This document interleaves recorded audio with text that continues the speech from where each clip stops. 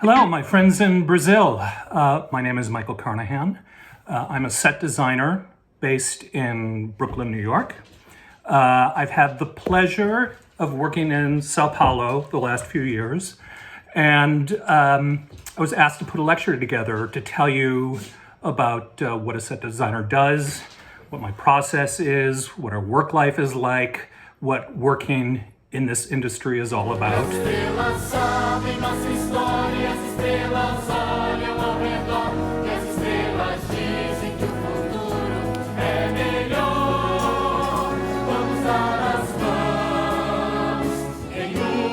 I've been in New York for about 20 years. And I'm originally from the Midwest, right outside of Chicago. And I started working in the theater when I was relatively young. I mainly got interested in high school through a high school drama department, and just continued working all around in the summers at the local universities, at the small community theaters in our area. And built up, a lot of friends who were very like-minded, who steered me in the right direction and kind of helped me forge a path in a world where that I didn't know a lot about. My town was very blue collar, very working class. We were surrounded by oil refineries, and my dad worked at an oil refinery. And that's where I spent all my summers working, making money for university and to live. And so I didn't have a tremendous amount of exposure to the theater world. We would occasionally go to see maybe a touring Broadway show that would come into Chicago, but that was very infrequent. So I started working in Chicago a little bit, doing what we call in the States guerrilla theater, which means almost no money. You're kind of finding scenery and props and making do with what you can make for very tiny budgets. I would work during the day to make money, and then all night I would stay up all night to build sets that then we were producing. And I decided that through working in that way, I needed to become more serious about what I was doing. So I wanted to get something, a degree that was a bit more universal. And I decided to go to art school in Savannah, Georgia. And I got a degree in architecture and historic preservation and architectural history. So when I was done with art school, I immediately moved back to Chicago and immediately went back to working in small theaters again. I didn't go into architecture. I didn't go into architectural history. I thought I was going to at the time, but the theater kept pulling me back in. It was my passion. And so I did a couple of more years of working in small theaters. And then I had this is weird, but I had an accident at one of my shows, and I fell off the stage and I shattered my arm. And I thought it was time, while I was healing and getting my arm back in shape, I thought, I can't be building my own scenery. I have to learn how to become a real professional. And I decided to go to graduate school and get a degree in scenic design. So after grad school, I thought, I needed to make the jump.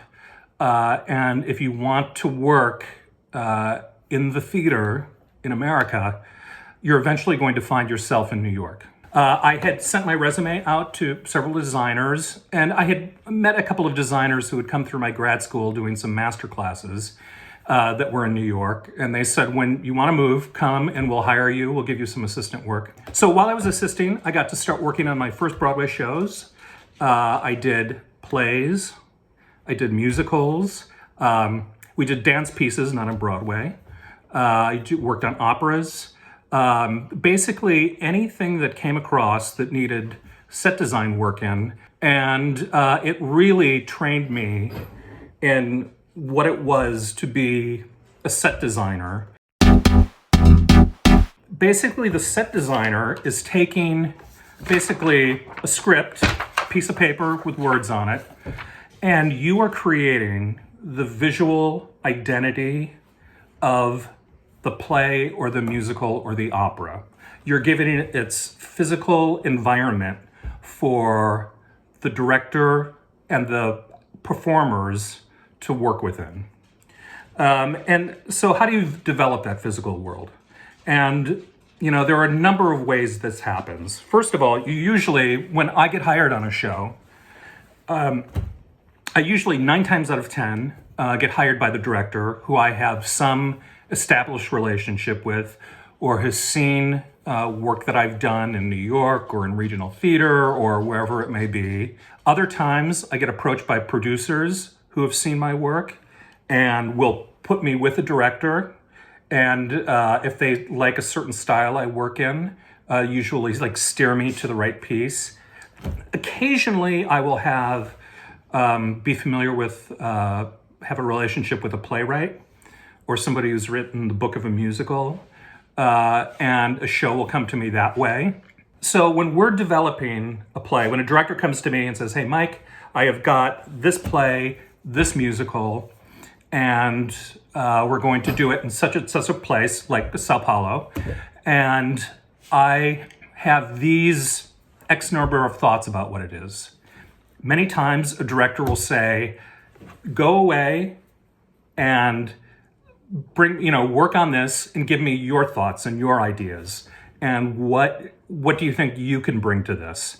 That maybe happens 3 out of 10 times, but usually 6 to 7 out of 10 times, the director kind of has an idea of sort of the visual world, or he'll give me a piece of artwork or a photograph that inspired him or her, and to give me a clue about where to start working on a piece. So I will take the script, and I do a lot of script work. I do a lot of work on text to get a feel for the piece. And then I'll start, researching the time period that it takes place in, kind of the mood and the country. So when I'm looking for research, usually, if you're lucky, you can find one piece of perfect research that gives you your aha moment, and will help shape the dramatic flow of what we're doing, what we want to try to achieve visually. So lots of research, and I do a lot of social research of the day. A lot of people really inspire me, and how people live and work, and how they live and work, where they live, what kind of housing do they have, what kind of economic circumstances are they in, have they gone to university, are they working class folks? And then I'll start getting down to delving into the more detailed aspects of maybe the art of the period. If it was in the last 150 years, the photography of the period, what was happening politically in the period, what was happening with books and literature, and were there wars? Is it post-war? So many things that you could pull from. So I'm always looking for inspiration to help guide me into a piece, into a script, into a piece that says to me, aha, this is where I want to go. I've finished my research, and then what I like to do, I usually have a pretty good idea in my head about where I want to go with this piece. So I'll start doing some loose sketch work, just visual for me, very fast thumbnail sketches. I may do 20, 30, 40 thumbnail sketches of a piece. And then from there, I do 2 things. I'll do the thumbnail sketches, and then I'll start working on kind of the plan, the ground plan. And I find that when I start putting something on paper that I'm looking down at, and I could see where actors are, and I can get a sense. So I'll have a thumbnail of a bad sketch of a set that I think, and then I have a drawing of like what I think the plan will be. And at this point, I have a team of assistants that I work with, and I usually have one assistant who does all of my digital drafting. I have another assistant who does all my Photoshop work for rendering. And then I have a model builder who is usually doing all the physical built scale models. We're doing a lot of Photoshop work now that's taking the place of the old kind of white card sketch models, because you can represent them better and you could do them at scale and you could put lighting effects on them and textures and mood, and you can convey so much more than if you're taking a picture of a white box. I have really embraced this part of the process in the last, I will say, 5 years. And then at this point, I usually have a draftsman who's working on drafting a show. I mean, you have to have some way of knowing how things go together, because after you create this thing in my studio, and you've either got like a big model box or you have a series of renderings, that project is going to go out to bid to what you call in Brazil, a workshop. In the States, we call it the scene shop. So you need documents to send them. So I will send the shops who are bidding the project model photos, renderings, and then a huge packet of drafting, because they need to see how each scenic element is broken down and how you want it built or how you want it to look. When you're doing a play or a musical, it's basically a piece of sculpture on stage. And you have to know how you want it to look in the end when it gets into the theater, and how it's going to take light, and how an actor is going to work with it. And you don't get the opportunity to be in the scene shop every single day telling people how everything should look. So a huge part of our job is learning how to communicate that. You have to know how to talk to a painter who's a scenic artist, and to communicate what it is that you want to convey with that kind of like sculptural object. So we're still in the shop, and the carpenters are building your work. The welders doing all the steel work on your show. I did a lot of carpentry work growing up, and so I have a decent idea of how things go together, and I do like to troubleshoot how things work with my set in the theater. Now, hopefully, you have an excellent production manager or technical manager who is working with you on the show, and that person generally will improve your work 10 times, because as much as I know about how things go together, they'll know that much more. And you always like to collaborate with people who are going to make your work better in the end. This whole time where you're creating the show, you're also collaborating with all of the other people on the team, on the artistic team. And that's obviously the director and usually an assistant director. And then we have, we bring in the lighting designer, the costume designer, a video designer, a sound designer. And if I'm doing a big musical, those people are also, I'm sharing information with them.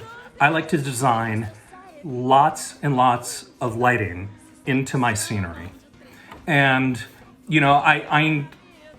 I don't know how to be a lighting designer. I'm not a lighting designer, but I have a pretty good idea of what a lighting designer needs to be successful. So while we're designing, I'm leaving room up in the air or in a piece of scenery or in the deck of the floor to put lights in. And I know where lights should probably go. So in my drafting, I usually start putting lighting in. And then I'll usually bring the lighting designer in on that to say, hey, what kind of ideas do you have when it comes to lighting? So we'll kick our drafting back and forth, and the lighting designer will probably give me great ideas. Our sound designer I'll send drafting to them because we have to design in where monitors are on stage for the actors, where microphones are buried all over the set so we could pick up the actors speaking. And I'll also be working with a costume designer. We usually, because you're coordinating colors, and everything's being built in the workshop for the eventual day where you start getting to load your set into a theater.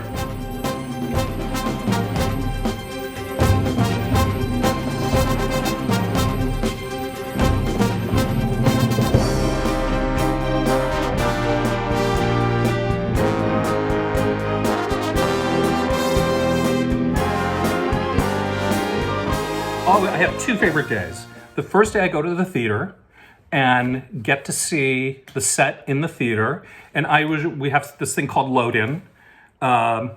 Sometimes they call it Fit Up, where the scene shop and the carpenters are building your set in the theater.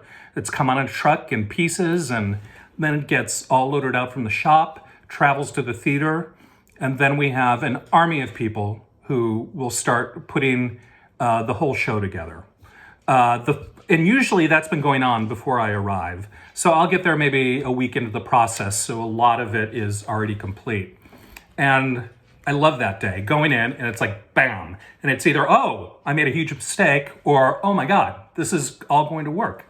Usually it's all going to work, but a couple of times you get, terribly frightened when you go in and you're like, that's not quite what I had in mind. The other day is the first day that the actors are on set, which nothing tops that, because all this time you had been working at scale or on paper or in renderings, and nothing comes to life until you get actors on stage walking around your scenery.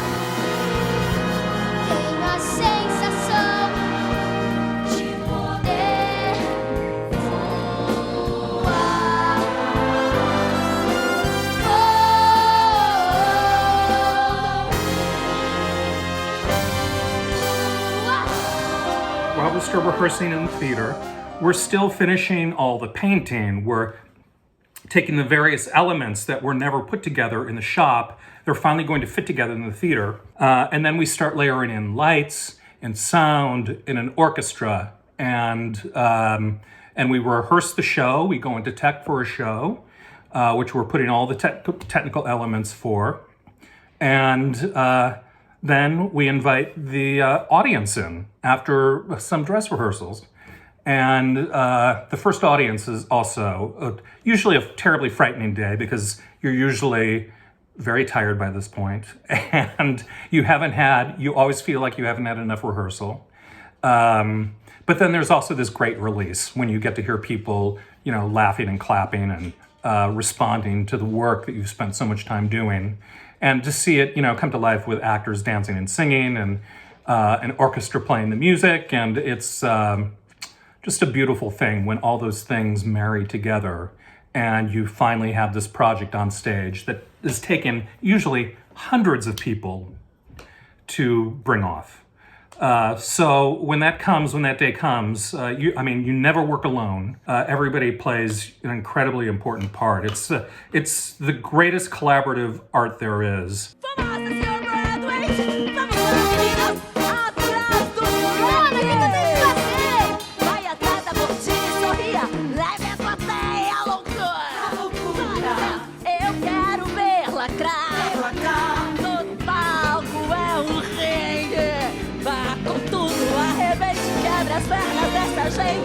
Mostre o que a dança tem pra dar. Prove pro mundo que veio brilhar. And it's a real delight of my business is getting to work with a good team of people. So if you're a person who is considering, like a life in the theater and how do I become a designer, what I tell young people all the time when I talk to them is, first of all, you have to see a lot of theater, and that could be small theater, it could be touring shows that come in, international shows, and you have to experience the world and the world of art You have to know a lot of different things when you go into this field. Seeing other people's work is a great way to kind of have, it gives you an idea about what kind of a designer you want to be. Because, a lot of it is down and dirty and hard work, and you're going to put a lot of hours in this business. So you want to be able to you have to have joy in what you're doing. And when you see other people and you're like, oh, I like that, or I don't like that, or I like this minimalist way, or I like this, or I like this surrealist way, or I like this, whatever appeals to you in your heart and in your soul, is really something that you have to trade on in our work lives. So I recommend seeing loads of theater.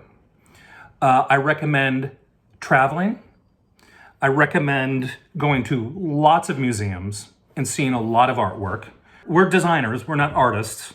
An artist is bringing something completely out of his or her head and putting it on a canvas or mixed media or a sculpture or whatever piece of art it may be.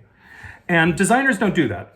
Designers are given a script, usually a text or an opera, or they're given something to work from.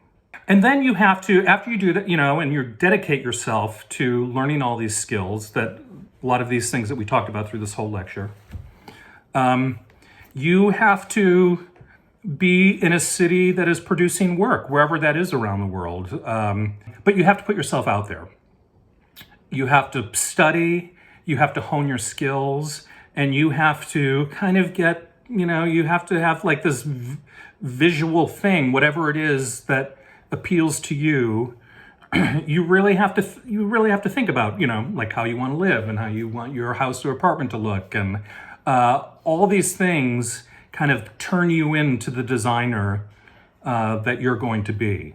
What's the most important thing is you also have to be a good collaborator. You have to be good to work with. You work with a lot of people. I always find that the better you are to people and you treat them fairly and with respect and with genuine kindness, the work that you get back from them is much better than if you're a tyrant, which is never a good way to be in a theater. O som invadir, deixa o corpo sentir, os seus pés vão mexer, você vai saber que não dá pra escapar, seu destino é dançar.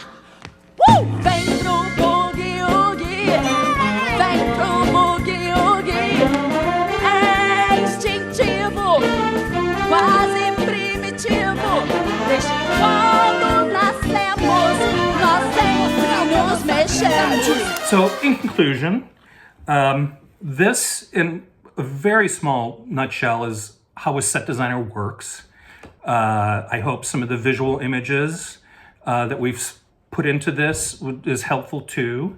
And I wish you well in your artistic and personal life. I hope we all get through this terrible COVID time healthy. And I can't wait to return to Sao Paulo, and hopefully you can come and see Charlie and the Chocolate Factory. Nós temos bilhete. Nós temos bilhete. Nós temos uma chance de sonhar. Hoje as nossas vidas poderão mudar.